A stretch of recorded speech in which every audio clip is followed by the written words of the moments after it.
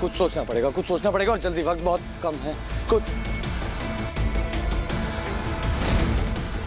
सरू, सरू, ये यहाँ खिड़की है, वहां वो सोफा है, लेकिन डिस्टेंस ज्यादा है।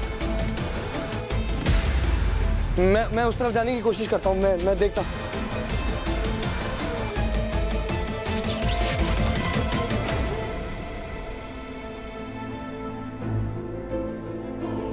ना, वेदसा को कुछ भी होने ना दे सकूं मैं। भले ही हमारी जान क्यों ना चली जाए, मैं वेदसा को कुछ भी ना होने दूंगी।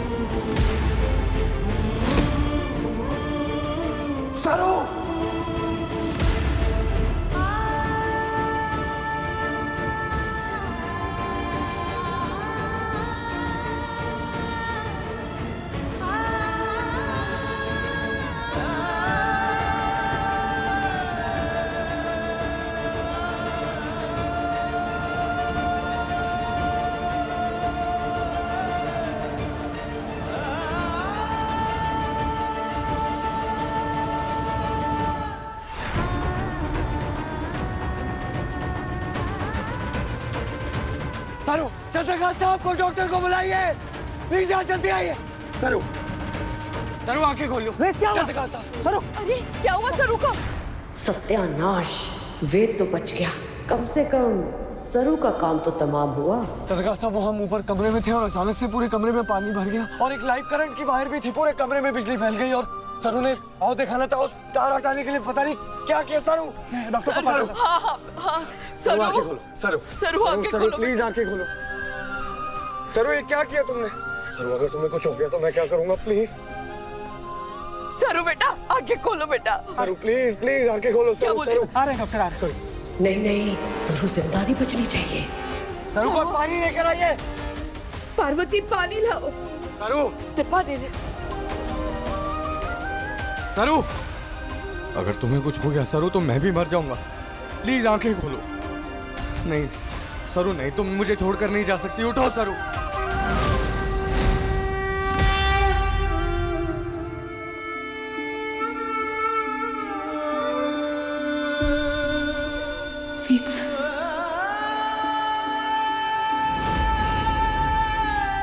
सरू, वेद, ये लो बेटा पानी दे दो उसे।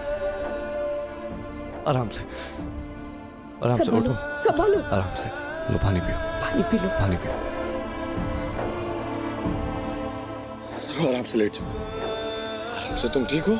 हाँ, क्या किया तुमने? बोलो। अगर तुम्हें कुछ हो जाता तो मैं पूरी अगर आपको कुछ हो जाता तो मैं भी ना जी पाती ना।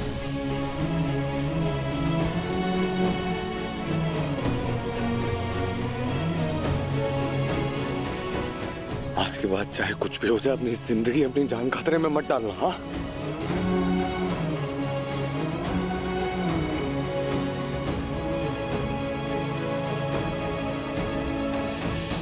पार्वती, कमरे में पानी किसने खुला छोड़ा था और वहां पे लाइव वायर कैसे है? पता करो और जाओ कमरा साफ करो। जाओ जाओ पार्वती, जल्दी जाओ।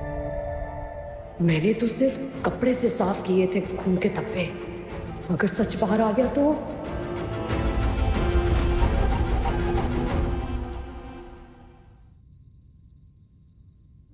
इन्हें प्रॉपर रेस्ट की जरूरत है। ध्यान रखिए ये कोई लापरवाही न करे।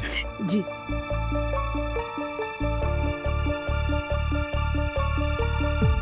सरू, सुना ना, तुम्हें आराम की सख्त जरूरत है, तो तुम आज कोई काम नहीं करोगे, सिर्फ और सिर्फ आराम करोगे, ठीक है? जी बाबा साहब। मैं काम करता हूँ, वेद को तुम्हारा इंचार्ज बनाता हूँ। वेद, तुम सरू का ध्यान रखना, ठीक है? ठीक है। अब मैं क्या सोच रहा था, तुम आज रात को यहीं रुक जाओ ना, यहीं रुक जाओ, मैं तुम दोनों के लिए कुछ खाना भिजवाता हूँ। हाँ। ठीक है, चलो। सुना तुमने? चंद्रकांत साहब ने मेरी ड्यूटी लगाई है तुम्हारा ध्यान रखने के लिए। अब जरा मैं भी देखता हूँ तुम आराम कैसे नहीं करती।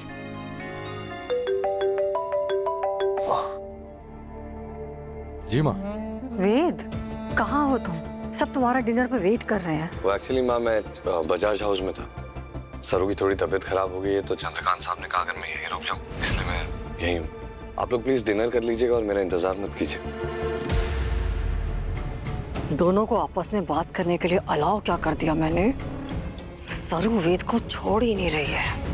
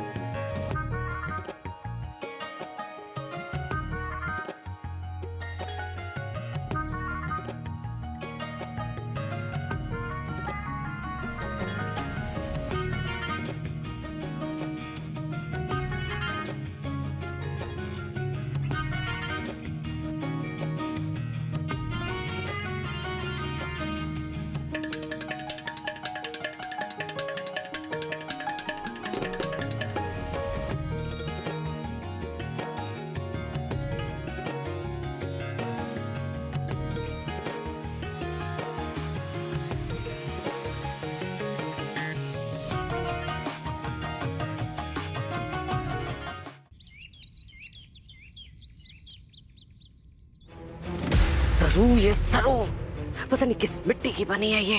बिजली का झटका भी इसे ना मार नहीं सका। अब जैसे होश आएगा फिर से सबूत ढूंढना शुरू कर देगी ये। ओह माय गॉड, पता नहीं।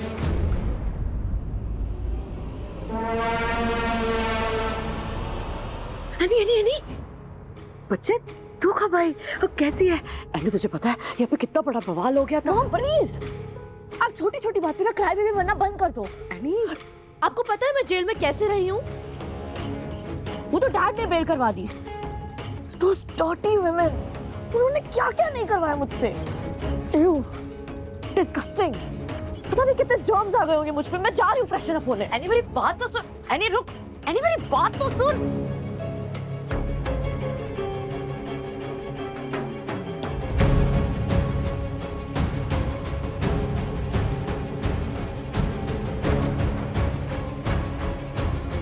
What the hell? वेद क्या कर रहा है सरू के साथ?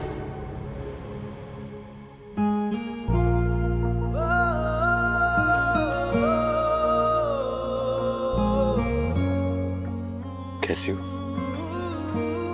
अब बेहतर लग रहा? थे ना हमारे साथ पूरी रात, तो क्या हो सके हमारे को।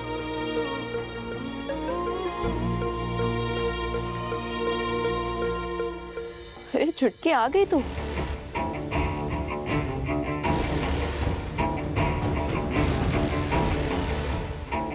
आ गए तो घर वापस। कैसा रहा जेल का सफर? अब तो अकल ठिकाने आ गई होगी ना? एनिका मैम, आपके कपड़े और सैंडल आपके रूम में रखवा दूँ?